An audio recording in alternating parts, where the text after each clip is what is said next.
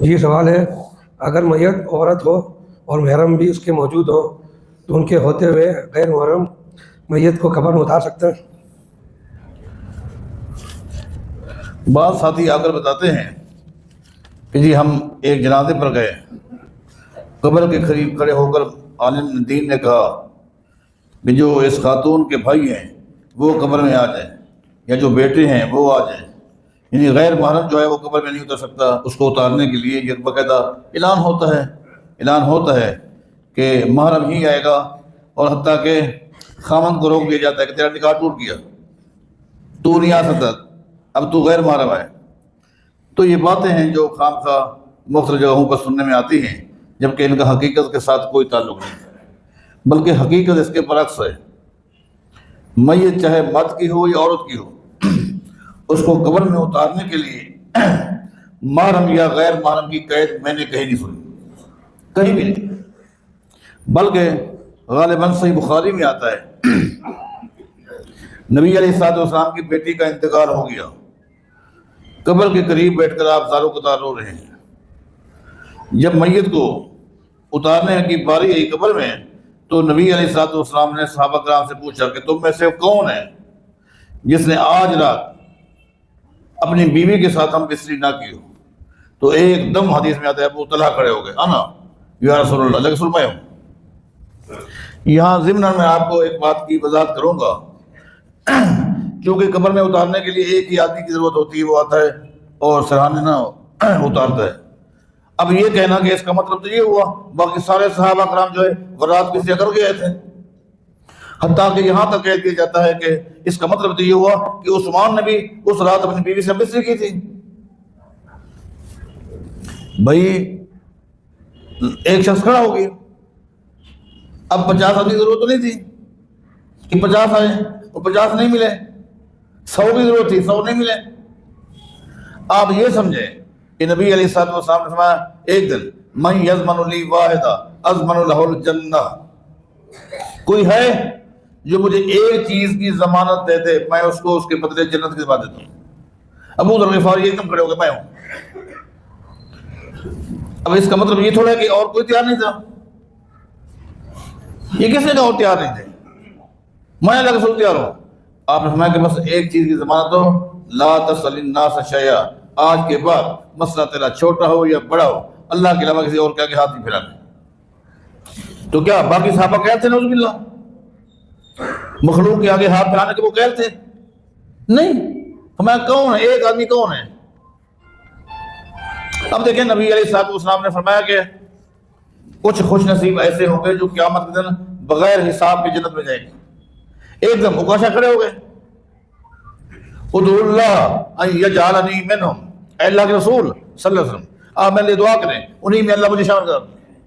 آپ نے کیا فرمایا؟ انت منہم، تو انہی میں سے۔ وہ بیٹھا، ایک اور کھڑا ہو گیا، آپ نے کیا فرمایا؟ سبقک بہا اکاشا، اکاشا نمبر لے گیا۔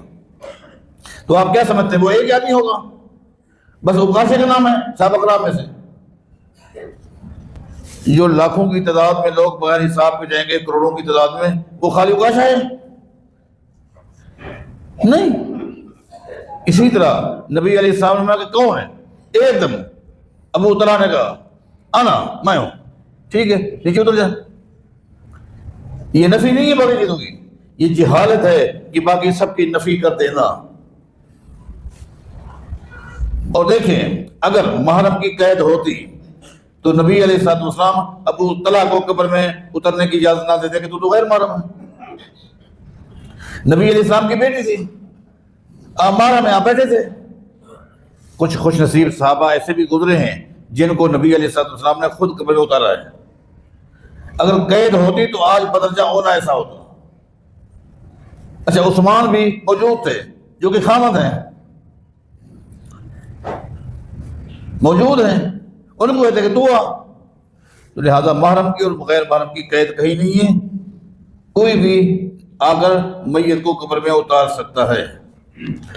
یہ سوال یہ ہے، پہلے گاؤں میں ایک مسجد آباد تھی، مگر اب وہاں سے آبادی کچھ دور منتقل ہو گئی ہے، اس کی وجہ سے اب وہ مسجد ویران ہو گئی ہے۔ اب کچھ لوگ دور سے آ کر صرف جمعہ پڑھتے ہیں، اور انہیں آنے میں بھی دشواری ہوتی ہے، تو اس مسجد کے بارے میں کیا حکم ہے؟ سب سے پہلے تو ایک بات کو آپ سمجھیں کہ آیا وقف، یہ مسجد جو ہے نا، مسجد مدرسہ، یہ چیزیں وقف ہوتی ہیں. سب سے پہلے تو آپ مسئلے کو سمجھیں، آیا وقف کو مصلحت کے تحت، حالات کی مناسبت سے، یا اس سے بہتر چیز کو دیکھ کر وقف کو منتقل کیا جا سکتا ہے کہ نہیں کیا جا سکتا. پہلے تو یہ مسئلہ ہے. میں آپ کو اس کی مثال دیتا ہوں، آپ سمجھنے کی کوشش کریں. مکہ فتح ہو گیا. فتح مکہ کے بعد ایک شخص نبی علیہ السلام کے پاس آیا مدینے کے اندر، اور اس نے آ کر کہا کہ اللہ کے رسول صلی اللہ علیہ وسلم، میں نے نظر مانی تھی. آپ بتاؤ کہ جو نظر ہے نا، یہ بھی وقف ہے. یہ جو نظر ہے نا جی، یہ بھی وقف ہے اللہ کے. اس نے کہا کہ میں نے نظر مانی تھی اگر مکہ فتح ہو گیا تو میں مسجد اقصی میں جا کر 2 رکعت نماز پڑھوں گا. اب مکہ فتح ہو گیا ہے، میرے لیے کیا حکم ہے؟ نبی علیہ السلام کہ صلی ہا ہونا، تو ایسا کر مسجد نبوی میں نماز پڑھ لے. 2 رکعت کی جو تو نے نظر مانی تھی وہ مسجد نبوی میں پڑھ لے، یہ افضل ہے. چونکہ وہاں تو اگر نماز پڑھے گا، مسجد اقصی میں ایک نماز 500 نمازوں کے برابر ہے، 500 نمازوں کے برابر ہے. اور مسجد نبوی میں ایک نماز صحیح حدیث کے مطابق 1000 نماز سے افضل ہے. اب اس وقت کو افضلیت کی طرف منتقل کیا گیا کہ وہاں کے مقابلے میں یہاں نماز پڑھ رہے ہیں. اس سے مراد یہ بھی ہوا کہ وقت کو اس سے بہتر چیز سمجھ کر آپ منتقل کر سکتے ہیں. ایک شخص کہتا ہے کہ یہ جو میرا کارخانے کا رقبہ ہے نا، اب یہ کارخانے والی جگہ جو ہے یہ وقف ہے مسجد کے لیے، مدرسے کے لیے. اب میں یہاں کیا بناؤں گا؟ مسجد بناؤں گا، مدرسہ بناؤں گا. اس کے بعد اس کو ایک اور جگہ نظر آتی ہے جہاں مسجد زیادہ بہتر ہے، مدرسہ بھی زیادہ بہتر ہے. اب وہ وہاں بنا لیتا ہے تو یہ وقت اس کو تبدیل کر لیا، اس سے بہتر سمجھ کر. لہذا اگر وہاں آبادی تھی اور مسجد تھی جیسا کہ سوال میں ہے، اس کے بعد لوگ وہاں سے چلے گئے، کسی اور جگہ جا کر وہ آباد ہو گئے، اب وہاں کوئی بھی نہیں ہے، تو جہاں آباد ہو گئے ہیں اس مسجد، اگر یہ مشترکہ زمین ہے تو پھر وہاں مسجد بنا لی جائے، اس کو ختم کر دیا جائے، برابر کر دیا جائے. اور اگر وہ مشترکہ زمین نہیں ہے تو اس زمین کو پھر بیچ دیا جائے اور وہ مسجد میں وہاں لگا لی جائے اور اس کی مٹیریل کو بھی وہاں خرچ کیا جائے. یہ تبدیلی بھی ثابت ہے صحابہ کرام سے. شیخ الاسلام امام ابن تیمیہ رحمہ اللہ نے اپنے فتاوی میں ایک واقعہ لکھا ہے.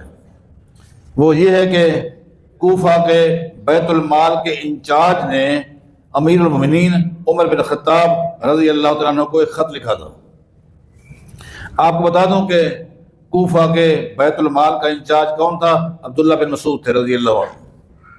انہوں نے خط لکھا امیر المومنین کو کہ یہاں اس وقت جہاں مسجد ہے اور بیت المال ہے، یہاں آبادی نہیں ہے، اور جگہ بھی ایسی ہے کہ ایک مرتبہ تو بیت المال کی چوری بھی ہو گئی ہے، یہاں چوری کے بھی خطرات ہیں.